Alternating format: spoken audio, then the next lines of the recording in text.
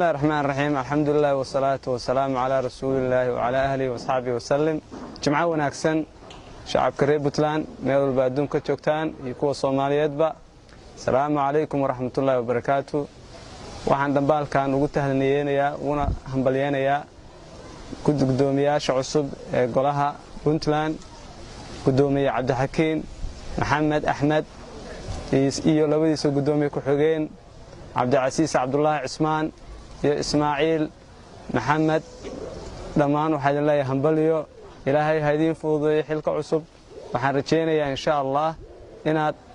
ilaahay u idin fududeyn doono xilkan dalkana wax ku dir doontaan waxaan sidoo kale dhiirigelinayaa dhalinyarada baarlamaanka ku jirta ee Puntland waxaan ka rajeynayaa isbedel dhab ah inaad sameyn doontaan Puntland ay ku dirsan doonto waxaad qaban doontaan khayr Allah idin siiyo assalaamu calaykum waraxmatullaahi wabarakaatuh